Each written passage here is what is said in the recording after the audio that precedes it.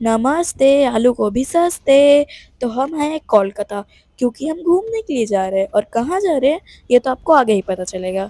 उसके बाद हमारे महान पापा हमारे बैग्स को निकाल रहे हैं। ऑफ कोर्स कैंप में थोड़ी छोड़ देंगे, अंदर भी तो लेके जाना है। खुद तो उतर ही गए थे, अब अपने बैग्स को भी उतार करके और कैंप वाले भैया को बाय बाय बाय बाय कह करके अंदर की ओर जाएंगे और अपने चाचू को भी ऑफ कोर्स बाय बाय बोल देंगे। अब जितना ही बड़ा ये एयरपोर्ट है उतना ही बड़ा इसका लाइन भी है, बताओ इतना बड़ा है ये। और सबसे पीछे हम ही हैं अभी। अब मुश्किल और मुश्किलों के सामना करते हुए हम जैसे ना तैसे करके बीच बीच तक पहुंच ही गए थे। और इस भीड़ में प्रवेश करने के बाद अचानक से अंदर भी प्रवेश कर दिए, इतने बड़े हॉल है ये। और अब अपने पैर का हाल खराब करते हुए चलते जाएंगे चलते जाएंगे अब मैं तो बस ऊपर का डिज़ाइन ही देख रही थी, काफ़ी तगड़ा डिज़ाइन किया इन्होंने वैसे। और अब अपने पैर की हालत ख़राब करते हुए हम पहुंच जाएंगे जहाँ पे हमारी बैग चेकिंग होगी। ऑफ कोर्स मौसी के घर तो जा नहीं रहे हैं कि जो मना है वो उठा के ले चलो। बैग चेकिंग करना इज़ वेरी इंपॉर्टेंट। और हाँ, एयरपोर्ट आने से पहले हमने 10 बार घर पे हम चेक लोग किया देख होगा नहीं रहे अपना बैग आपको। कि कहीं ये 15 किलो से ज़्यादा तो नहीं है। ऑफ कोर्स एक्स्ट्रा फाइन तो हम पे करने वाले नहीं हैं। और हमारे पापा हमेशा की तरह कैमरा में देख कर के स्माइल देते हुए, अब इतना सारा उनका ले ही लिया है तो मम्मी ने मेरा भी ले लिया है अब। और अब वो क्यों पीछे रहे? हाँ, हाँ, खुद का भी ले लिया है थोड़ा-सा। और इतनी ये तो लग रहा है हमारा ही टर्न आया। हाँ, हाँ, हमारा ही टर्न आ गया है। अब हमारी बैग की चेकिंग होगी, मतलब हम अब इस एयरपोर्ट से अपने बैग को भूल जाओ। अब उसी एयरपोर्ट में हम अपना बैग ले पाएँगे।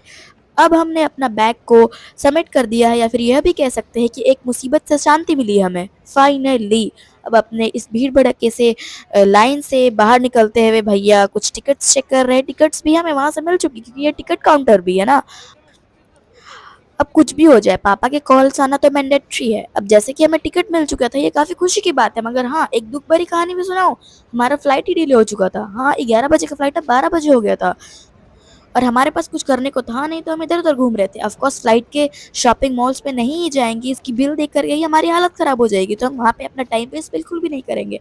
और हमने सोचा कि चलो सिक्योरिटी चेकिंग भी करा लेते हैं अपनी। अब सिक्योरिटी चेकिंग इज़ बहुत इंपॉर्टेंट है क्योंकि इसके बिना हमें बोटिंग के लिए जाने ही नहीं मिलेगा। और सिक्योरिटी चेकिंग में काफ़ी सारी चीज़ें होती हैं, मतलब आपकी फुल बॉडी चेकिंग होता है और आप जो भी अपने हाथ में कुछ बैग्स लेकर के जा रहे हो, हैंडबैग लेके जा रहे हो, उसकी भी काफ़ी अच्छे से चेकिंग होती है। और हमने वो चेक करा कर के फाइनली अंदर आ चुके हैं, जहाँ से हमें बोटिंग करना है। और हम लोग एयरपोर्ट तो 9 ही बजे पहुँच चुके थे, जैसे यहाँ पे लड्डू बँटने वाला हो। और गेस व्हाट? हमारी फ्लाइट थी 12 बजे, मतलब फुल्ली हमारे पास 3 घंटे का टाइम था। और उसके अलावा हम लोग कर भी क्या सकते हैं, मतलब इधर-उधर घूमेंगे। और हाँ, यहाँ पे कुछ मतलब छोटे-छोटे शॉप्स थे, वहाँ पे हम लोग कुछ-कुछ चीज़ें देख रहे थे।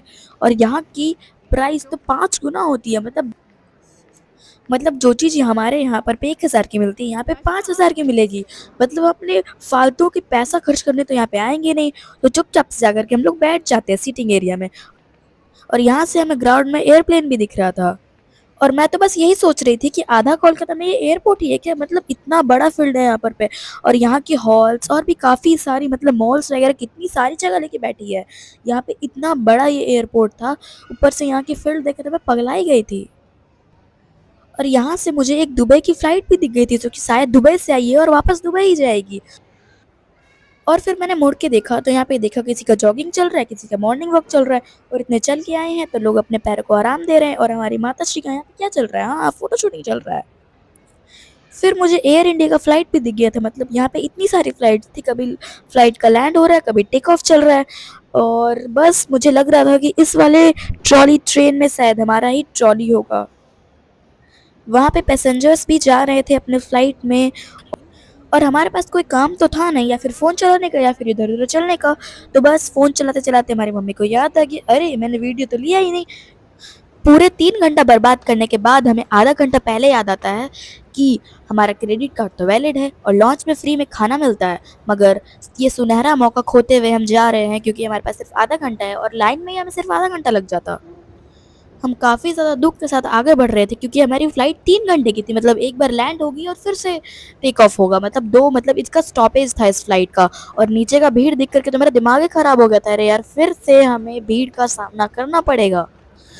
और इससे ज़्यादा दुःख तो मुझे इस बात का हो रहा था कि मैंने 8 बजे ही ब्रेकफ़ास्ट किया है और फ्लाइट लैंड कब होगी? 3 बजे, मतलब एयरपोर्ट से निकलते-निकलते हमें 4 बजने वाली है और तब से मैं भूखे रहने वाली हूँ। और मुझे भूख बिल्कुल भी बर्दाश्त नहीं होता है, मैं पागल ही हो जाती हूँ। अब फाइनली एलिवेटर का भार हमने थोड़ा कम कर दिया और हम उतर जा चुके हैं।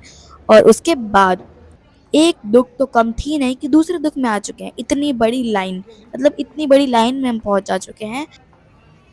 पहले हम 2 लाइन और पार करके आ चुके हैं जिसमें खड़े-खड़े दिमाग खराब हो चुका है। अब फाइनली मुश्किल को सामना करते हुए हम बस में फाइनली पहुंच जा चुके हैं और अब ये हमें अपने फ्लाइट तक पहुंचाएगा। Let's go. और मुझे कोलकाता के लोकल बस से और इस बस में कोई फ़र्क नहीं पड़ा, बिल्कुल सेम सेम कंजस्टेड बिल्कुल था। वो तो अच्छा था कि हम आगे वाले लाइन में थे तो हम जाकर के हमें सीट मिल गई, नहीं तो हमें इन्हीं की तरह खड़े रहना पड़ता। और अब कुछ टाइम के बाद हमारे फ्लाइट हमें दिख रही थी और इतनी बड़ी बड़ी मशीन देख करके तो मुझे समझ ही नहीं आया ये किस लिए है। मे बी हमारी जितनी भी बैग्स होती है उन्हें फ्लाइट तक पहुंचाने के लिए होगी, मे बी। और ये बस रुक गई, मुझे लगा कि फाइनली अब हम फ्लाइट तक पहुंच गए, लेकिन नहीं, फिर से चल पड़ी। अब मुझे समझ ही नहीं आ रहा था कि मेरा फ्लाइट कौन सा है। इस टाइम तो मुझे इतना ज़्यादा दिमाग खराब हो रहा था कि मुझे लग रहा था मैं कब फ्लाइट में बैठूँ और कब लैंड कर जाऊँ और तुरंत जा करके कुछ ना कुछ खाऊं। ये लो, इंडिगो का फ्लाइट भी दिख गया।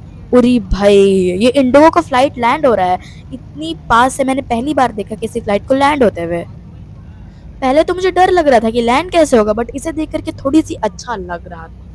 ऐसा मुझे लगता था कि इतने पास तो ये फ्लाइट्स खड़ी है तो ये बोर्डिंग किस नाम का। अब पता चला ये बोर्डिंग क्यों होती है। पूरे 5 घंटे 45 मिनट की सफर करते हुए शायद अब हम पहुंच जा चुके हैं। ये कौन सी फ्लाइट है भाई, ये मुझे बच्चों की खिलौना ज्यादा लग रही है। फाइनली अब सभी लोग उतर रहे हैं, शायद हमारा यही फ्लाइट है। अब इन धक्का मुक्का में क्यों ही घुसना, पहले तुम ही उतर जाओ फिर लास्ट में मैं उतर जाऊंगी। और अब लास्ट में उतरने का कारण देख लो, इतनी ज्यादा भीड़ लग चुकी है, हमें सबसे पीछे लगना पड़ेगा। और उसके बाद हमें पता चला है कि हमारी फ्लाइट नंबर जो है, मतलब सीट नंबर जो है वो पीछे की तरफ है, तो हमें पीछे वाले गेट से एंट्रेंस करनी पड़ेगी। अब फिर से उतना दूर चलना पड़ेगा। चलो चलते हैं। और पापा हमेशा की तरफ कैमरा ओपन होते ही यहाँ पे आ चुके हैं कि बस मेरा मुंह आप कैप्चर कर लो, मेरा हंसता हुआ मुंह। मौसम तो बारिश का हो रहा था लेकिन मम्मी सनग्लासेस क्यों लगाई है, मुझे समझ में नहीं आया। अब हम एंट्रेंस के थोड़े ही दूर में हैं, फिर भी मुझे बिल्कुल इंतजार नहीं हो रहा और पापा तो दौड़ दौड़ के जा रहे हैं। पापा को लग रहा है कि हम फोटो खींच रहे हैं, बट ऐसा कुछ है नहीं, हम तो वीडियो बना रहे हैं। और फिर हमने थोड़ी सी धीमी गति धारण की क्योंकि हम चढ़ तो लास्ट में ही पाएंगे ना, पहले तो वही लोग चढ़ जाएंगे, तो ठीक है। मैं इतनी भाग के क्यों आई हूँ तो मुझे खुद भी याद नहीं है। वैसे मम्मी को पहले तो डर लग रहा था फ्लाइट में बैठते हुए, बट अभी उनकी एक्साइटमेंट लेवल तो देखो बिल्कुल हाई में है। अब बस हमारी टर्न भी आ चुकी है, मतलब अभी भैया का टर्न है, बट उसके बाद तो मेरा ही टर्न है ना। पता नहीं इतनी चेकिंग क्यों होती है, मतलब यहाँ तक आते हुए हमें 5 बार टिकट दिखाना पड़ा है। अब जैसा ही भैया गया तुरंत ये लो पापा भी आ गए। मुझे लगा था मेरा टर्न है, लेकिन उसके बाद मम्मी चली गई और लास्ट में मेरा टर्न हुआ। और मस्त मम्मी पापा फ्लेक्स मारते हुए कि हाँ हाँ हम फ्लाइट में चढ़े हैं और अब एंट्री भी कर ही ली है। और अब अंदर की ओर बढ़ते हुए, और हमारा सीट कुछ पीछे ही के तरफ था, मतलब कि 30C टाइप का कुछ था। और हमारी विंडो की ग्लासेस कुछ ज़्यादा ही गंदी थी। वो सब छोड़ो, फाइनली फाइनली फाइनली अब हमारी फ्लाइट जो है वो धीरे धीरे चलने लगी है, मतलब बिल्कुल धीरे धीरे चल रही है। और यहाँ की जो फ्लाइट हॉस्टेस थी उनसे तो मुझे मतलब अलग ही अट्रैक्शन हो गया था, मतलब इतनी सुंदर थी ना वो, बस मैं क्या ही बोलूँ। और अब मेरी मम्मी पापा बिल्कुल एक्साइटमेंट लेवल जो है वो हाई होते हुए, और मैं और मेरे भैया आगे बैठे थे, मतलब हाँ मैं विंडो साइड बैठी थी और लड़ झगड़ के विंडो साइड मिल ही गया था मुझे। अब मुझे तो लगा फ्लाइट रुक ही गया, लेकिन हाँ ये बहुत ज़्यादा धीरे धीरे चल रहा था, मुझे पता ही नहीं चला। और हाँ, फ़ोन तो मम्मी के पास था, बट पता नहीं मम्मी ने कुछ क्लिप्स ही क्यों नहीं लिए हैं भाई, क्यों नहीं लिया है। जब इतना ज़्यादा क्लाउडी था, मतलब काफ़ी अच्छा सा सीन था, तब मम्मी सो रही थी शायद से। हाँ हाँ, भाई सब लोग फ्लाइट में इतना चल चल के थक ही जाता है कि वो सो जाते हैं फ्लाइट में आके। इतनी अच्छी टेम्परेचर होती है एसी की, और मतलब सब लोग थक जाते हैं तो सो जाते हैं, आई डोंट नो व्हाई। हाँ हाँ, मैं भी सो गई थी। और अब मतलब मम्मी ने कोई क्लिप ही नहीं ली है भाई, जब हम उड़ रहे थे आसमान में। और अब हम लोग फाइनली पहुंच चुके हैं गुवाहाटी। तो हम लोग आए हैं गुवाहाटी। गुवाहाटी तो हम वैसे घूमने आए हैं, जो कि सिर्फ एक ही प्लेस घूमने वाला है, वो बिल्कुल मेन पर्पस से आए हैं। और गैस करना वो कौन सा जगह होगा गुवाहाटी में, बिल्कुल ट्रेडिशनल जगह है वो वैसे तो। और हम सिर्फ गुवाहाटी घूमने के लिए नहीं आए हैं, और अभी हम एक जगह जाएंगे, वो आपको हम नेक्स्ट स्टॉप में बताएंगे। और अब हम अपने बस में भी पहुंच चुके हैं, और अब हम सिर्फ एयरपोर्ट जाने की देर है। बस एयरपोर्ट के जो हॉल है वहाँ पे पहुंच जाएं, और बस मुझे कुछ खाने को दे दो, मुझे बहुत ही ज़्यादा हाई लेवल वाली भूख लग रही थी। लो एयरपोर्ट भी आ गया, सब लोग उतर गए, सबसे पहले तो मैं ही उतरी थी इस बार। और बस फिर दौड़ रही थी कि भाई मुझे कुछ खाना है। निकली तो मैं पहले ही थी, बट भैया पता नहीं कहाँ ही चले गए, तो मैं भी उसके पीछे पीछे चली गई थी कि हाँ भाई आ जाओ, कहाँ चले गए हो तुम। और अब भैया भी आ चुके हैं और मैं भी आ चुकी हूँ। अब हम लोग अपने बैग्स को लेने के लिए जाएंगे, क्योंकि ऑफ कोर्स हमने बैग्स जो वहां पर पे कोलकाता एयरपोर्ट में छोड़ी थी वो हमें यहाँ पे मिलेगी। और गुवाहाटी का एयरपोर्ट देख करके तो मैं पगला ही गई थी भाई। मुझे ताज होटल लग रहा था ये देखने में, इतना ज्यादा सुंदर, मतलब कि इसमें क्या टेक्नोलॉजी लगाया है। अंदर जो पेड़ पौधे हैं वो, यहाँ पे कोई सनलाइट भी नहीं मिल रही है तो भी इतना ज्यादा ये अच्छा फ्रेश सा लग रहा है, और बिल्कुल फ्रेश वाइब आ रहा है। वैसे यहाँ पे इन्वायरमेंट तो काफी क्लीन है, मतलब बिल्कुल फ्रेश एयर होती है यहाँ पर पे। अब इन्वायरमेंट क्लीन कैसे ना रहे, यहाँ पे इतने सारे प्लांट्स जो लगे हुए हैं, प्लांट्स ट्री, मतलब सब चीज बिल्कुल इन्वायरमेंट से रिलेटेड ही है, नेचुरल्स है, मतलब यहाँ पे सिर्फ नेचर ही मिलता है। मतलब अभी हम गुवाहाटी के एयरपोर्ट में एंट्री किए, बट गुवाहाटी की इस ट्रेडिशनल को देख करके तो मेरा दिमाग ही खराब हो गया। मतलब यहाँ पर वैसे बैम्बूस काफी मिलते हैं, तो यहाँ पे एकदम बैम्बू से डेकोर किया गया था, और ये काफी ज्यादा तगड़ा लग रहा था, एकदम एकदम वाइब बिल्कुल अच्छा दे रहा था। और फाइनली हमें अपनी बैग भी रिसीव हो जा चुकी है।